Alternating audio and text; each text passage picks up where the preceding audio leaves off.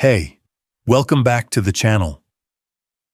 Have you ever noticed how some people take up space in your mind, even when you wish they wouldn't? You move on, get caught up in new experiences, meet different people, yet they linger like a shadow that refuses to fade. It happens in the quiet moments, when your mind is finally still, and suddenly, there they are again. Almost as if your own thoughts are trying to tell you something. Carl Jung believed that these recurring thoughts aren't random. They're messages from the unconscious, signals urging us to look deeper. The mind isn't a simple machine that processes and discards information. It holds on to what carries emotional weight, what is unresolved, what still has meaning. If someone keeps appearing in your thoughts, it may be because there's a deeper psychological connection at play, something unfinished that your mind refuses to let go of. Jung's idea of the collective unconscious suggests that we're all connected by an invisible network of symbols and emotions that run deeper than personal memory. Some people enter our lives and leave an imprint, not just in our conscious mind, but in this deeper realm. Their presence in our thoughts isn't just a memory, it's a message. Often these thoughts are tied to emotions we haven't fully processed. It could be love, regret, admiration, or even resentment. Whatever the emotion, its persistence means that it hasn't been acknowledged in a way that allows it to be released. The mind doesn't hold on to what's meaningless. It fixates on what demands to be understood. And then there's unfinished emotional energy. Relationships, encounters, even brief moments of intensity can leave behind an imprint. The unconscious doesn't operate on time the way our rational mind does. It doesn't care if it's been months or years. If something was left unresolved, it remains active beneath the surface, subtly influencing your thoughts, emotions, and even your choices. Have you ever heard a song that instantly transported you back to a specific moment? A person, a feeling? That's because the mind stores experiences in clusters of emotion. A single trigger can bring everything rushing back, as if no time has passed. If someone stays in your thoughts, it may be because the emotional thread connecting you to them was never fully severed. But sometimes, it's not even about the person. It's about what they represent.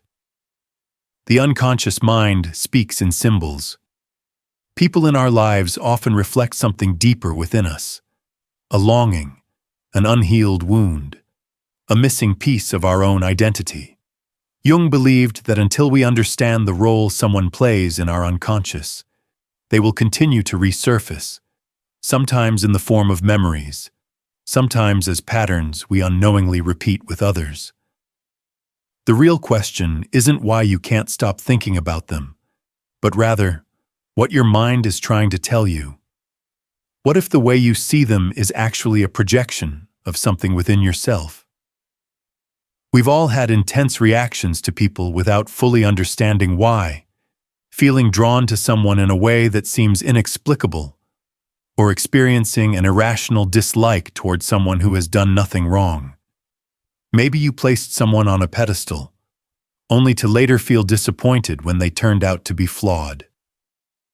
Or perhaps someone triggered emotions in you that felt out of proportion to the situation. Jung believed that these intense reactions often have little to do with the other person. Instead, they're reflections of hidden aspects of ourselves projected outward. The human psyche is made up of both the conscious self, the part we're aware of, and the unconscious, which contains everything we repress, deny, or fail to integrate. When someone lingers in your thoughts, it's often because they mirror something within you that hasn't yet been fully acknowledged.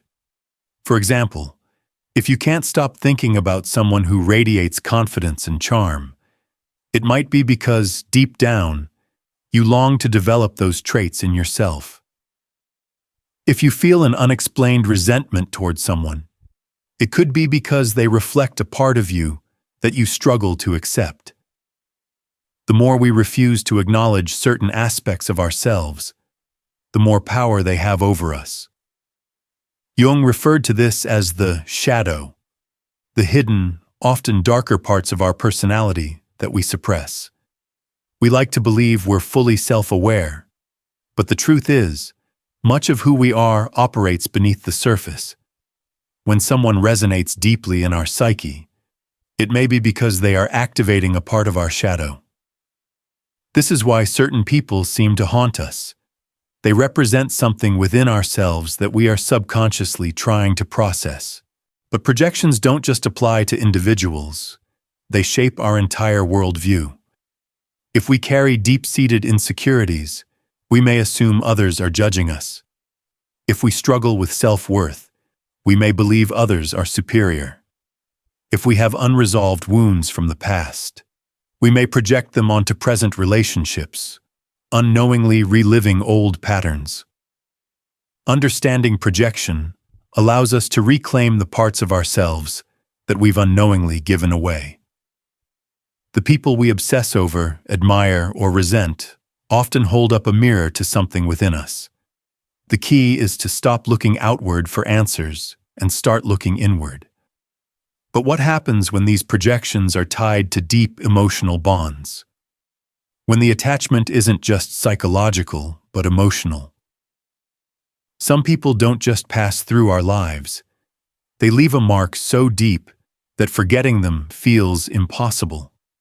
Even after time has passed, even after we convince ourselves that we've moved on, they linger like an unfinished sentence.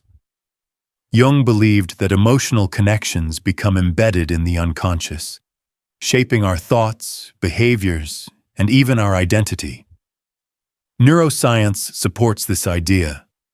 When we form deep attachments, our brain creates neural pathways that link that person to feelings of love, security, or even pain. These pathways don't disappear just because a relationship ends. They remain, lighting up when triggered by a scent, a song, or a fleeting memory. The stronger the emotional bond, the harder it is to turn off these thoughts. The unconscious mind doesn't replay the past out of nostalgia. It does so because it is searching for resolution. Until we confront what remains unhealed, the mind will keep revisiting it. Sometimes we hold on to people not because of who they are, but because of what they symbolize.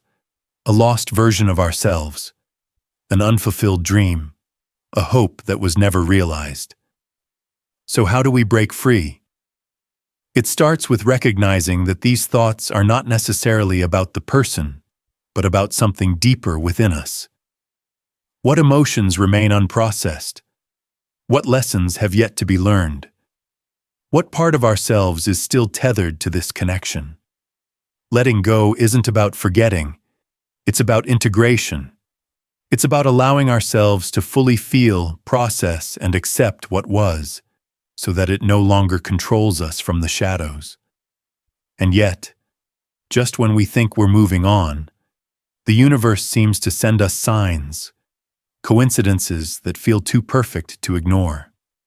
A name appearing everywhere, an unexpected encounter, a moment of synchronicity that leaves us wondering, is this all just chance? Or is there something more? Jung called this phenomenon synchronicity, meaningful coincidences that hint at a deeper order in the universe. When someone keeps appearing in your thoughts, and then suddenly, reminders of them seem to show up everywhere, it's worth paying attention. These moments may be pointing you toward unresolved emotions, a connection that still carries significance, or even a lesson your psyche is urging you to learn. Every experience, every person, every emotion has meaning, even if we don't understand it right away. The people who stay in our minds often play a crucial role in our personal evolution. They may symbolize something unhealed, something unexpressed, or something we are meant to integrate into ourselves. So instead of asking why you can't stop thinking about them, ask, what is my mind trying to tell me? What part of myself is waiting to be acknowledged? Because once you start looking inward, the answers begin to reveal themselves.